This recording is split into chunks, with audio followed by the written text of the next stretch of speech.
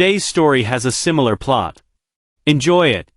It was around 2 o'clock in the morning, and except for a few faint lights in the hallways, it was quite dark. I saw the silhouettes and shadows of what little could be seen in my 10 by 10 cell. With my arms crossed behind my head, I was lost in thought rather than sleeping as I should have been. My mind had a bad habit of returning to things I tried to forget but couldn't. Hearing footsteps, I began to count them, 7, 8, 9, 10. Then I saw him look at me. His face was hard and emotionless like everyone else here. He was doing his job, making his nightly rounds, and was not interested in friendship. I didn't even know if he saw me looking back at him, but it didn't matter. He was outside and I was inside. When he passed my cell, I stopped counting. There was no point, he wouldn't be back for another 92 minutes. Looking at the ceiling, I started planning again what I would do when I left here. 5 days and an awakening and I would walk through these doors for the last time. I thought I would serve almost 7 months of my 1-year sentence. My job was waiting for me, but it was probably the only thing that would remain the same when I got out, and I knew it. My older brother fixed my car, looked after my house, and managed what little was left of my savings after legal fees. Was I still angry? Anger didn't even come close to describing the feelings I continued to feel, but those emotions were buried deep until I left here. I finally understood why guys who have served 10 to 20 years in prison turn out to be empty shells when they are released. All traces of humanity are left at the door when you get here. It's all a matter of survival, and this place is a damn resort compared to that place up north where they send hardened criminals. So I closed my eyes again and tried to sleep for the umpteenth time, hoping that this time I would be lucky and get a few hours of sleep. I dreamed of my old bedroom, the one with the blackout curtains. I knew this room, like everything else in my life, would never be the same. "I'll come pick you up next Tuesday," Brother Gary explained to me over the phone at the Prison Visitors Center during our last conversation. We looked at each other through the plexiglass wall separating us, hoping for the last time. "What do you want to eat on your first evening of freedom?" "Steak." "Large steak, medium rare," I said. Gary smiled at my request. "Steve, you are so simple. I thought you'd ask for something that would be harder to get past my wife. You'll live with Andy and me until you get back on your feet. I know that you have neither food nor furniture in the house. This will give you time to buy what you need. It won't be the Ritz-Carlton, but at least it will be clean and you can come and go as you please." He smiled. I didn't. "I want to thank you." I started before he cut me off. "Forget it. We are family, and that's what family does for each other. And don't worry about Mom and Dad. I know they'll come to their senses when this all blows over, but we both knew it wouldn't happen soon, if ever. The emotions on both sides were too deep. Have you seen my children recently? The last time was about 2 weeks ago with Mom and Dad. Heather looks about the same, but John now has that stupid bowl cut that's all the rage right now. It's terrible, and I told him so. Do you know what that little idiot told me? He said that I was not his father and he didn't have to listen to me. I would have slapped him, but my mother was nearby. You'll have a lot of trouble with him, I knew. JN would never have dared to say such a thing if I had been around. Even though I was his father, he wouldn't live with me when I got out.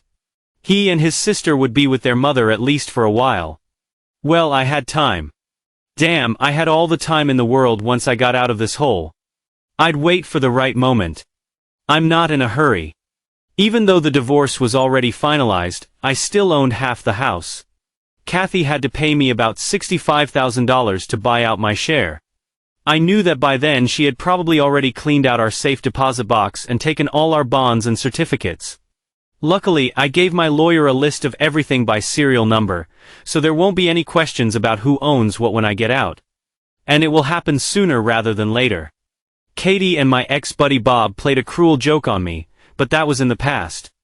The first time I was caught off guard and unprepared. This will never happen again, at least not in my lifetime. So I waited, reminisced, and looked forward to better days in the future when I would get out of this lousy place. Only then would I be able to restore what remains of my personal life and begin a new chapter, closing the old one. I hoped so. I hoped I could hold it all together until then. They were good, really good, in ways I had no idea about a few weeks before I even went to jail. Several of my supposed friends came up to me, saying they knew something was going on but didn't say anything. What the hell was everyone thinking? Did they think I knew about it and was okay with it? Each of these people should have known that I would never put up with this, but apparently they did not want to interfere in other people's problems. Most had enough of their own. We had a great marriage for what I thought was 12 years, 2 children, a nice house and a job that we could both be proud of. Of course, sometimes there were minor disagreements. What's a marriage without some rough edges? But I loved my wife to death and could never imagine what she was truly capable of. We didn't have many friends. We mostly talked to a few couples from our area. Most of them had been married for over 7 years and were around our age. All had at least 2 children, except Bob and his wife Connie. They had been trying to have a baby for ages, but nothing had worked. I guess Katie knew the real reason, but I tried not to interfere in their and other people's personal affairs. We were close, but I didn't want to be that close. One thing that eventually became obvious to everyone in our group was how much alcohol Connie started drinking. Since no one had to drive home, alcohol flowed freely at our parties, more than if anyone had driven. We all lived close enough that one of us could practically crawl home if we had to. Her drinking began about a year ago and gradually worsened. At first, Connie just became much more melancholic, but after a few months it started to get a little ugly and then downright ugly. Bob drank very little because he had his hands full caring for his wife. "Bob, honey, pour me another drink, okay?" She began from the beginning of the evening. By the end of the evening, she was telling him to get off his worthless and get her a damn drink. More than once he had to practically carry her home because she was so drunk. I felt sorry for him, but it was his problem, not mine. "Connie was in rare form today," I said, undressing and getting ready for bed. "I think she passed out at least once." I'm guessing the main reason Greg and Judy left early was because Connie started taking off her clothes and asked Greg to help her. Nobody would let her get into that pool. I felt sorry for Bob the most. My wife replied, throwing her shorts and top onto the chair next to our bed. "I know Connie is devastated that they can't have children, but the way she's taking it out on her husband is the wrong approach." I told her they could adopt, but she didn't listen. She just said that if her husband was more of a man, they wouldn't have such problems. "Well, they'll either work it out or get a divorce," I told my wife. "I know Bob won't put up with this anymore. You know, we all have to go out to dinner next week." I hope to hell she behaves, although I don't count on it. To some extent, I wish we hadn't gone, I said. "I'll talk to her this week. Maybe she'll calm down for just one night." My wife tried to be optimistic. "I can only hope so," she said. But Connie did not calm down. "Waiter! Waiter!" Connie shouted at everyone who passed by our table. "How could a girl drink here?" She mumbled, noticeably drunk. Then she began to attack Bob a second time. He was on the verge of exploding when I tried to defuse the situation. "Come on, Connie, you promised me you'd dance today, remember?" I said, placing her drink on the table and pulling her out onto the dance floor of the lounge. She started to refuse, but I was already up and not going to accept refusal. Because of her, we were close to being kicked out, and I did everything possible to somehow improve the situation. I walked her around the dance floor for 3 songs. I saw my wife talking to Bob, who looked terribly depressed. As we danced near the audience, Connie excused herself, saying she needed to go to the restroom. I walked her to the door of the women's restroom and gently let her inside. When she didn't come out after 5 minutes, I wondered what to do next. As 2 women started to come inside, I asked them to check on Connie. There was no good news. "Is she wearing a bright yellow dress?" asked one of the women, sticking her head out of the door. When I nodded, she shook her head. "She's unconscious in one of the booths. If you want, I'll wait for you to pick her up." I went in, lifted her up as best I could at the sink, and splashed cold water on her face. This helped for a second or two, but then her legs gave way again. I ended up practically carrying her back to our table. "Bob, let me help you get Connie into the car. She's unconscious, and I don't think she'll wake up anytime soon." I stood at the table, holding a drunken and dazed Connie. Bob couldn't hide his embarrassment and anger. "Steve, I can handle it. Sit down. I've got it all sorted out. It's not the first time, but it will definitely be the last." Despite his objections, I carried her outside while he grabbed Connie's bag and said goodbye to everyone. I laid Connie in the back seat and patted Bob on the back. Sorry, dude. What else was there to say? Thanks for your help tonight. I'm at my limit and don't know what to do next. You both need to see a counselor. I'm sure neither you nor she will figure it out on your own. If you need moral support, just call Kathy and me. We'll help you as best we can. Even though it was mostly words, it sounded good. We couldn't solve their problems, and frankly their problems were probably too big for anyone to solve. I gave them a couple of months maximum. I wasn't mistaken, but no one expected the final outcome. It was around midnight on Thursday when we heard the sirens and went outside to see what was happening. I saw many bright lights at the end of our block. It seemed like the entire neighborhood was running down the street toward the incident. I shouted to Katie, "Stay here.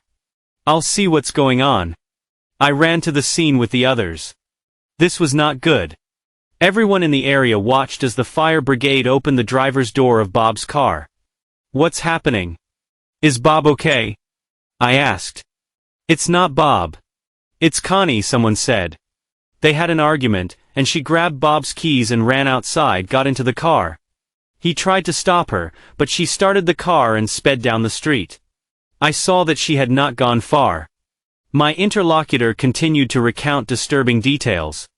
Connie crashed into a car parked on the street, reaching speeds of up to 40 miles per hour. I was about to ask how she was when the ambulance arrived. She was placed on a stretcher, bundled into the ambulance, and whisked away in less than 30 seconds. I saw Bob get into the car at the last moment. The show was over. Their front door was wide open, and the lights were on in the house. Apparently, Bob and Connie had a serious fight. Things were scattered all over the floor. I called Katie from Bob's phone and told her what happened. I locked up his house, leaving a note on the front door saying I had the keys to his house. "How is Connie?" my wife asked when I finally got home. "Badly. She wasn't wearing a seatbelt and swerved just before crashing into the back of someone's car. The police said she was traveling at about 35 miles per hour. Bob went to the hospital with her, so we can only wait. Don't you think we should go there, darling? He's going to have a lot on his plate tonight. We'll go there tomorrow when things calm down. We need to go to bed now. Tomorrow will come much faster than we'd like."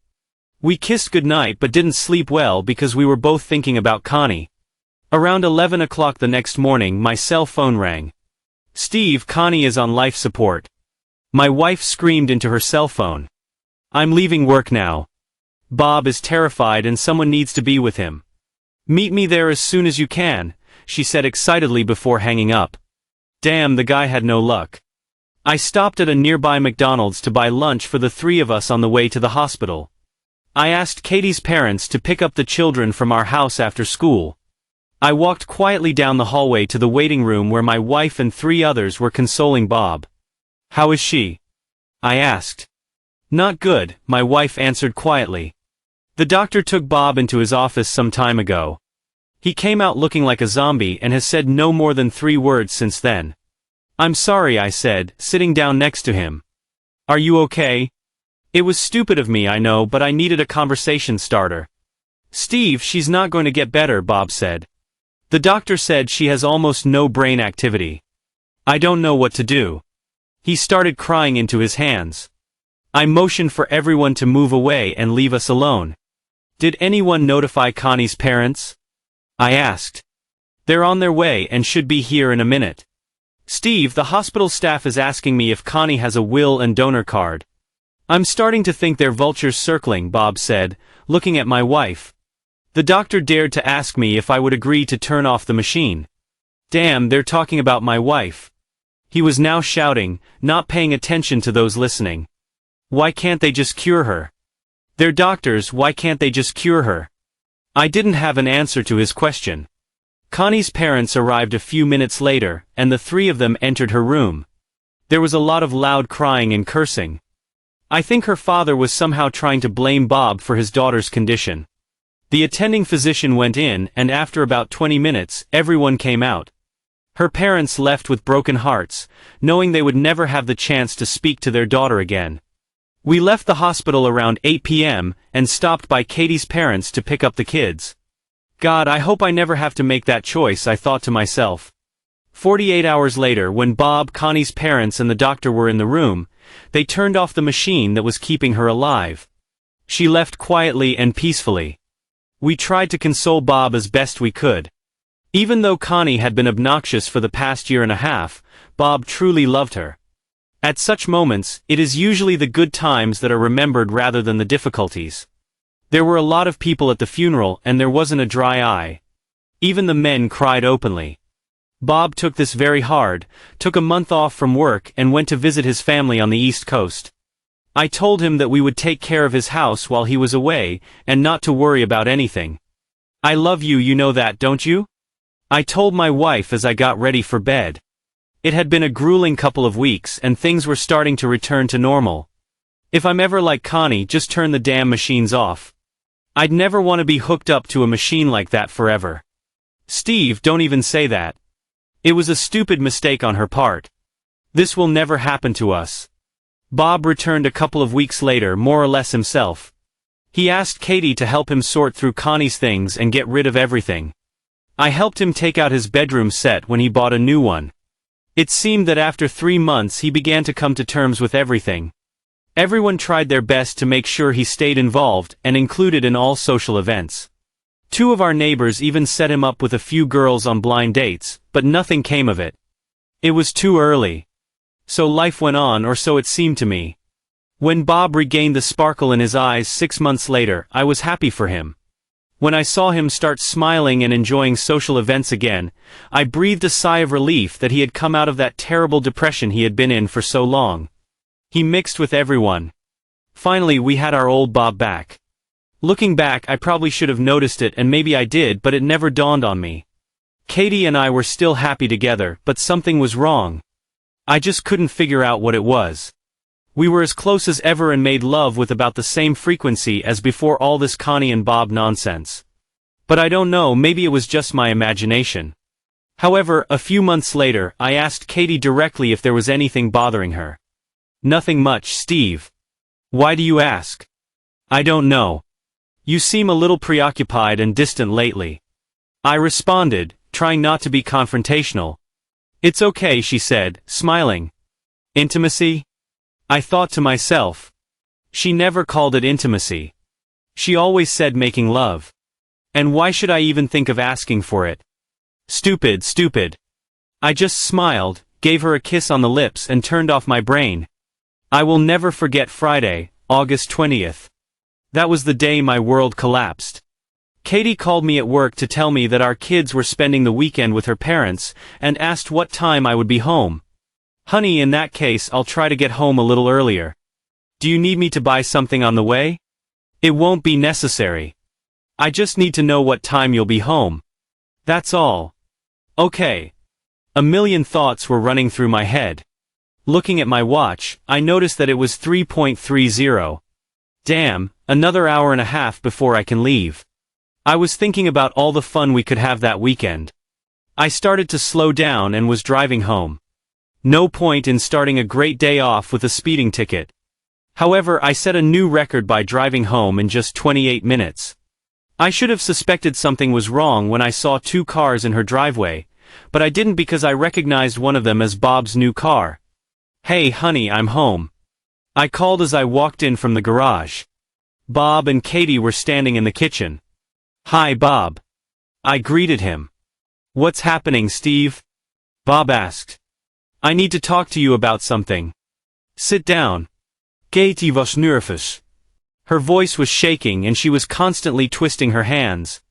Something was wrong. I'll stand here. I told my wife, looking at both of them. Steve, I wanted to tell you myself before you got the papers. I'm confused. Katie, what documents? She took a step back. Divorce papers. She barely uttered the words before choking up. Katie, what the hell are you talking about? What are the divorce papers? I don't understand. Bob began to speak before I raised my hand to stop him. Bob, stay out of this. This is between me and my wife. Then it dawned on me. I looked at her, then at him, and then back at her. Bob, I think you should leave. And right now he turned the door. Katie, we need to talk. And right now. Steve, there's nothing to talk about. I'm in love with Bob. Steve, I'm so sorry. You're a damn cheater. How long did you sleep with our good friend Bob? Was that before he drove Connie over the edge and killed her? Bob stopped walking back and looked at me. He now had fire in his eyes. Steve, you don't know anything. Oh, I think I know. All this time I was trying to comfort you, you were sneaking around behind my back and sleeping with my wife. I should have ripped your head off, you piece of... Well, you're not going to get away with this scot-free, do you hear? They both stood together now, panicking while I screamed and raged. If you think I'm just going to roll over and let you both step on me, you're sorely mistaken. Both of you, get out of my house. I shouted. Steve, this is my house too, Katie answered, recovering from her fright. Not anymore.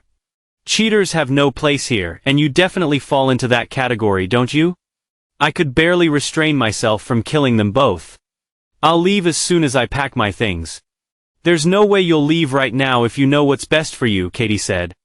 Let's leave, Bob said, waving her toward the door.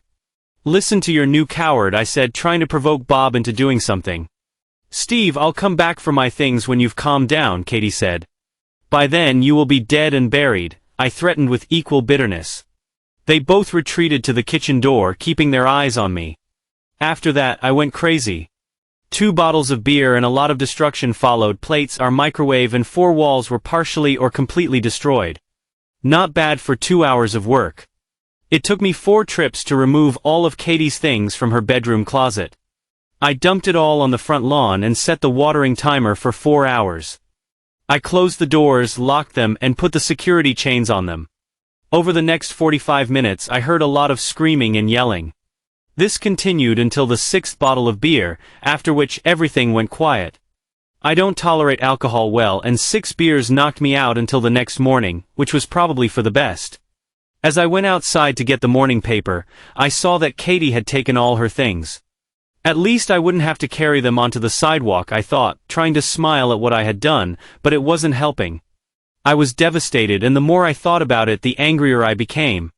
I probably should have called my brother and parents to tell them what was going on, but I didn't. I wasn't sure who Katie had told, although I was pretty sure most people didn't know yet.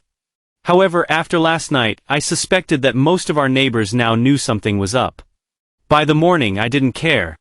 When I called Katie's parents' house and tried to talk to the children, her mom wouldn't let me speak to them. Steve, Katie picked them up last night, Fran said. Katie was busy picking up her clothes from our front lawn last night. Let me talk to my kids. I screamed into the phone. She hung up. I called again, but she never picked up. I said to myself I still wasn't thinking clearly, but enough to negate my losses by canceling all our credit cards. I informed the companies that they were stolen, and asked them to cancel them immediately. I went to the ATM and withdrew all the cash the bank would allow from our savings and checking accounts. I figured I'd be there on Monday when the bank doors opened. With a couple of cups of coffee and a few pieces of toast inside, I planned my day, changed the code on the garage opener, changed the locks on all the doors, and take everything valuable outside and move it to my brother's house. I was about to leave when the doorbell rang. I almost opened the door, but at the last moment I stopped. My hand was already on the handle. I looked through the peephole and saw someone with a large brown envelope. He waited a couple more minutes before leaving. Sooner or later he will catch up with me, but not today, I told myself. I told my brother Gary and his wife Andy the highlights, or rather the worst, of the night before. I asked him to keep the bag with his things away, and not to say anything to anyone about it. He said he was sorry, and I agreed with him that Katie had turned into a stranger. Then I went to Home Depot. With 3 new sets of locks in hand, I headed home. I figured that installing the new locks would take no more than 2 hours. I was still on my street when I saw Bob's car in the driveway. He stood next to the open driver's door looking at Katie as she loaded things into the back seat of his car. I probably should have driven past and waited for them to finish, but I was too angry for that. I rammed his car several times, but I didn't have time to do anything to him personally. Since the police mistook me for him, I was pushed onto the garage floor, handcuffed and placed in a police car. Only then did Bob get out of his car. He was more than a little shocked and looked like he had seen a ghost. I wanted to stick my head out the window and tell him that next time I wouldn't miss, but I didn't have the chance. My wife was crying while talking to the police and looking at me. I smiled back at her. I was taken to the station, booked, and given one phone call. I called my brother Gary. Because it was the weekend, I had to spend 2 nights in jail before I could appear in court on Monday morning. My appearance before the judge lasted only about 3 minutes. I entered a plea of not guilty and the judge set bail. It was already late in the day before Gary was able to settle the bail issues and get me out of jail. Steve, they're talking about attempted murder or at least assault with a deadly weapon. I know. I heard that at the first hearing before I pleaded not guilty. First of all, I need you to take me to the bank immediately.